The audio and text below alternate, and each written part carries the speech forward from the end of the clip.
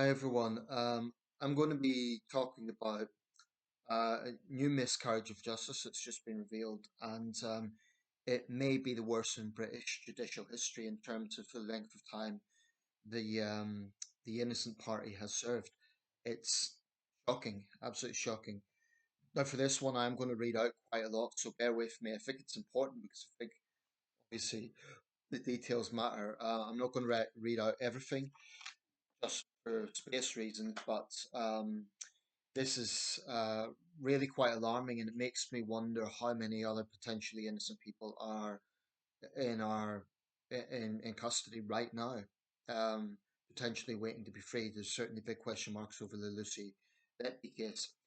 Um, just a caveat before getting into this. I'm conservative on crime. I believe strongly that if someone is guilty of a serious crime, they should serve hard time. That goes without saying. And the crime in question is particularly heinous. A young woman brutally murdered and sexually assaulted back in 1986. Um, but I also believe that a miscarriage of justice is a terrible thing. It's one of the worst things that can happen to a person. And this appears to be one of the worst in British judicial history. Um, the man in question was 30 years old when he went to prison. He's now 68. He's effectively lost his life. He was a young man when he went in. He's an older man now. It's appalling, and he has to wait for compensation up to 2 years. Anyway, I'm just going to read this out, so bear with me. This is the main report, and I'll get into the investigative side of it. 38 years in jail for a murder he didn't commit. This report's by Ryan Hooper in the Daily Mail from yesterday. The victim of one of Britain's worst miscarriages of justice walked free last night, having spent 38 years in jail. Peter Sullivan, 68, is now in line for a £1 million payout after judges quashed his conviction for the murder of 21-year-old florist Diane Sindel in 1986. Dubbed the Beast of Birkenhead after the brutal killing, Mr. Sullivan had long protested his innocence, but yesterday he said he was not bitter or angry, and he will begin repairing what I made from the driftwood that is my life. In a statement released through his solicitor, Sarah Myatt, moments after his conviction was thrown out at the Court of Appeal in London, he added, "As God is my witness, it is said the truth shall set you free. It's unfortunate that it does not give a timescale. It means Miss Sindel's killer may still be at large, after recent advances in DNA analysis suggested an unknown male was responsible for the sexually motivated murder at Merseyside. The new suspect does not appear on the national DNA database, nor is he linked to any other unsolved offences, bringing fresh anguish to the loved ones of Miss Sindel. Detectives of Merseyside Police have already begun a new investigation into the killing. Yesterday's extraordinary events follow a special investigation by Stephen Wright in the Mail on Sunday this year, which signalled judges were poised to order his release. Mr. Sullivan, appearing via video link from Wakefield Prison, initially showed little emotion when Lord Justice Holroyd announced yesterday's decision. The judge said, strong though the circumstantial evidence undoubtedly seemed at the trial, it is now necessary to take into account the new scientific evidence pointing to someone else, the unknown man. If the new evidence had been available in 1986, the evidence as a whole would have been regarded as insufficient. In the light of that evidence, it's impossible to regard the appellant's conviction as safe. Mr. Sullivan then appeared to wipe his eyes as though the enormity of the situation was finally dawning on him. Outside court, Sister Kim Smith, flanked by brothers Mark and David Sullivan, said the family would try to build a life around him again. She also offered her sympathy to Miss Sindel's relatives, telling reporters, "We lost Peter for 39 years. He hasn't won, and neither has the Sindel family. They've lost their daughter, they are not going to get her back." Mr. Sullivan was handed a life sentence with a minimum term of 16 years in 1987, but has been denied parole multiple times, largely due to the refusal to admit responsibility to the killing. I'm just going to interject at that point. There's an obvious contradiction in the logic there. If someone is offered early release for pleading guilty, then you would think that someone, the fact that someone would choose to stay in prison rather than admit to a crime they did not commit, surely in itself should be telling. I mean, why would someone choose a situation where they know they're going to be in prison for longer, when it just seems to me logical that there is therefore serious issues at play if someone is opting to stay in prison rather than confess.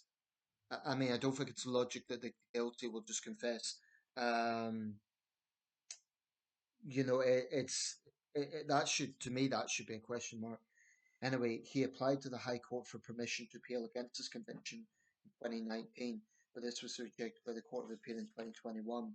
Then, in November last year, the Criminal Cases Review Commission said his case had been referred to the Court of Appeal on the basis of the DNA evidence.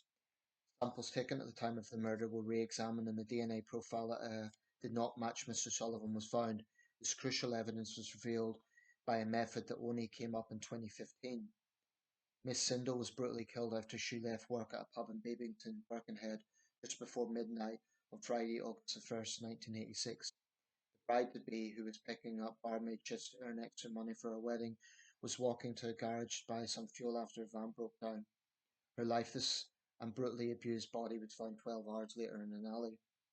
At his trial, prosecutors said Mr. Sullivan, a petty criminal and fantasist with limited intelligence, spent the day drinking and went out armed with a crowbar. Evidence at the time suggested he had recently borrowed a crowbar from a neighbour and was placed near the scene by witnesses. But in the night, going anywhere near where the crime took place and having the crowbar in his possession, said he had given different accounts to police because he could not remember his movements. He said he made confessions about being responsible because he had been assaulted and abused by police officers. Former Labourer Mr. Sullivan was driven from prison in a blacked out van last night in a free man. He is in line for compensation from the Ministry of Justice, capped at one point at £1 million. Andrew Malkinson, who spent 17 years in jail for a rape he did not commit before his release in 2023, has said £1 million was not enough to compensate such a severe miscarriage of justice. Just on that point, people might think, well, £1 million is a lot of money, but you think that's accumulated over 4 decades. Someone could have any sort of job in that period. It's possible that someone could have been successful and made several million. So, yeah, it's a lot of money, but I would probably agree with that in light of the situation. Um, Certainly, there should be a hefty amount paid out. We had a disgraceful situation not uh, relatively recently where those who were found not guilty were actually charged board and bed. I mean, that's adding insult to injury. Anyway, the Ministry of Justice said Peter Sullivan suffered a grave miscarriage of justice, and our thoughts are with him and the family of Diane Sindel. We will carefully consider the judgment, looking at how this could have happened and making sure both Mr. Sullivan and Diane's family get the answers they deserve. And this is his words on release. I lost my liberty 4 decades ago over a crime I did not commit. What happened to me was very wrong, but does not detract or minimize that all of this happened off the back of a heinous and most terrible loss of life. I did not commit murder or unlawfully take the life of any person. I am not angry. I am not bitter. I am simply anxious to return to my loved ones and family, as I've got to make the most of what's left of the existence I'm granted. I'm aware of how cruel time can be to a person of the youth and mobility, sight and hearing. Finally, I would like to say how sorry I am to the family of Diane Sindel, who have now come to terms with the death of their daughter being down to someone else, and I long to see the right thing done for this horrible crime, so that they will find peace. So incredibly gracious remarks under the circumstances. He's thinking of the victim. He himself is a victim. That's something that should not be forgotten. Someone who suffered a miscarriage of justice is also a victim. The other thing about this is almost 4 decades behind bars. His family will have got older. Potentially, some of them will have passed away. Friends might have passed away. We're talking 4 decades. To put this in context, he went to jail when the Cold War was still going on. I mean, it's shocking. Now I'm going to read out a little bit of the investigation, not the full thing, because it's just for space reasons. But this is what I'm reading out from the Daily Mail. I have to say this, the Mail is not my favourite paper, but they are quite good with investigative journalism. I have to give them that. Um, I'm going to read out a bit of the investigation here by Stephen Wright, because his investigation, it shows the importance of journalism. played a big role in helping get Mr. Sullivan freed. Merseyside police launched its biggest ever murder inquiry in the hunt for the killer who was dubbed the Beast of Birkenhead. Within weeks after an appeal on the BBC's Crime Watch UK, suspicion fell on a local man described to the Mail on Sunday as not the full shilling and a village idiot. That's quotes. A petty criminal who spent time in Borsal as a teenager with a string of convictions. Unemployed labourer Peter Sullivan, then 29, had no history of sexual violence. Now, surely that should be significant. So even if he'd been a shoplifter or something, the fact they had no history of sexual violence, you know, should have been relevant. I don't think someone just suddenly becomes a sexual predator in their late 20s. That should have been factored in. He was, though something of an attention seeker, Walter Mitty character, who claimed falsely to have been friends with 1980 darts champions Eric Bristow and Jockey Wilson, and had trials with Wolverhampton Wanderers. Mr. Sullivan was charged with Diane Sindle's murder following a confession. He later retracted it, saying it was made under duress from police. But in November 1987, he was convicted of murder at Liverpool Crown Court and jailed for life. Mr. Sullivan has continued to maintain his innocence. Now, after 38 years behind bars and repeated attempts to clear his name, he stands on the brink of freedom after his case was referred to the Criminal Cases Review Commission to the Court of Appeal following the discovery of compelling new DNA evidence. Said there is incontrovertible proof he was not the killer, and it appears a formality that he will be exonerated in what is likely to be Britain's most grievous miscarriage of justice to date. That presumably is going by the years he spent behind bars. This MOS investigation into the Sullivan case has spent months tracking down witnesses and police officers who were originally involved in the murder inquiry and studying dozens of documents, newspaper articles, and books relating to Mr. Sullivan's prosecution.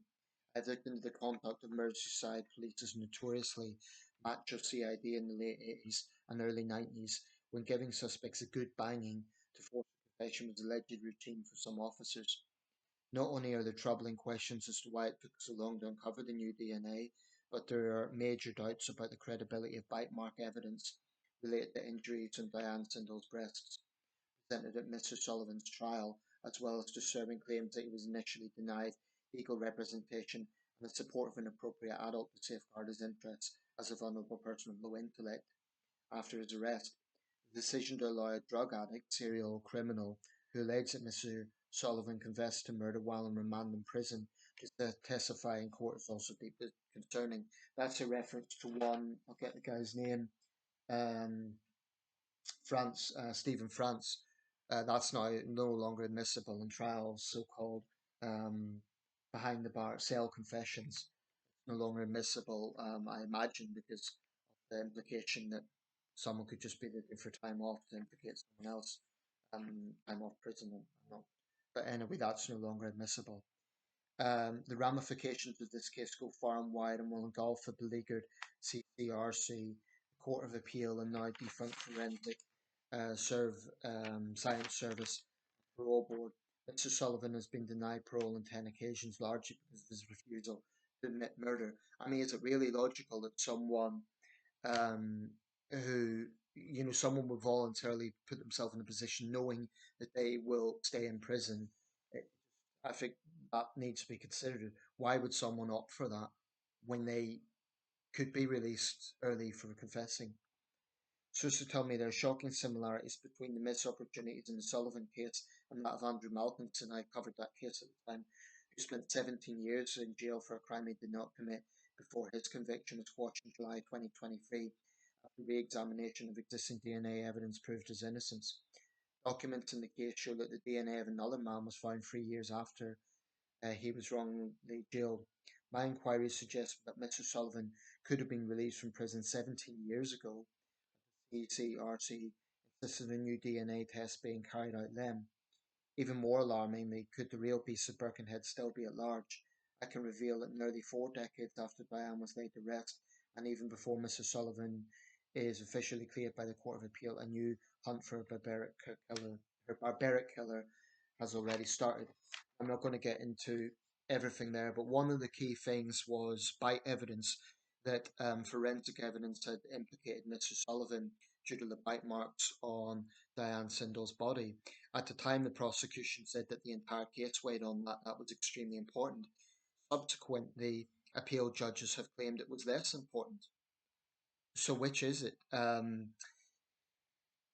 But there's been other things come out from this, which is, for example, the fact that he didn't have a lawyer, the fact that he was coerced into confession, the fact that he was a bit of a Walter Mitty type character. If he was simple-minded, maybe he felt that he had to confess for some attention. Who knows? Who was the mysterious Mr. X, who was a man at the time, Mr. X, who's never been named, came forward to claim responsibility for stealing Diane's handbag, cash, clothing, and her earrings after stumbling across her dead body at 6 a.m. The man also admitted he was the person spotted running away from Bidston Hill after setting fire to Diane's belongings there the day after the killing. He's never been named, so perhaps I need to look into him again. Um, Merseyside police is already looking into investigations. It is very hard for her family, now realizing that the person they thought was facing justice for the crime was an innocent man. That's going to open a lot of wounds. So, her family shouldn't be forgotten. But I think it's absolutely horrendous. That's 4 decades of a man's life taken away. In that time, he could have done anything. He could have traveled. He could have got married. He could have built up memories. Instead, he has 4 decades behind bars. So I think that these cases that come out, Andrew Malkinson, Peter Sullivan, there's still serious question marks over the Letby case. Going back a bit earlier, Stefan Kitschko, again, who was vulnerable, and here in Sunderland, the murder of Nikki Allen, a little girl in 1992, an innocent man. He didn't serve long prison time, but he did go through the ordeal of a trial, and he had to relocate. Um, it's it's so important that in serious cases like murder, all evidence is available. And I'm always a bit wary of judges saying that evidence is inadmissible. Why not? What if that's evidence that could determine guilt or innocence? I don't see why any evidence should be deemed to be inadmissible. Maybe that's naive. Maybe I'm being naive with that, but we're going to see more miscarriages of justice. There could be someone serving an even longer period. We have 100,000 inmates in prison, and I strongly disagree with Lord Timpson. I think most of them do deserve to be there, but it's very plausible that there are other miscarriages of justice out there, and that's very disturbing. Um, I think if there is a situation where someone routinely insists that they're innocent, and that means that they're being denied early release, at the very least, there should be a fresh look at some of the things that may have been ignored in the trial. Otherwise, we're going to see more cases like this. It's an appalling thing for someone to go through. And yeah, compensation, £1 million is a lot of money, but you're weighing that up against a man's life. Really, um, he's been alive for almost 7 decades, and 4 of those decades has been behind bars. I mean, I'm 39. That's like my entire lifetime, pretty much. He's spent behind bars. So it's awful. Let me know your thoughts on this, but um, it's not about saying, well, in every case must be a miscarriage of justice. There will be some people who say they're innocent and they are guilty, but I think where there is a confession without legal representation, that's concerning. I also think there needs to be a look at how, if police are under pressure to get a suspect to then get a confession, that needs to be looked at. Um, Although, ironically, the tabloids don't entirely help there either. They may be good with investigative journalism, but it has to be remembered it's the tabloids that put pressure on the police to get a killer.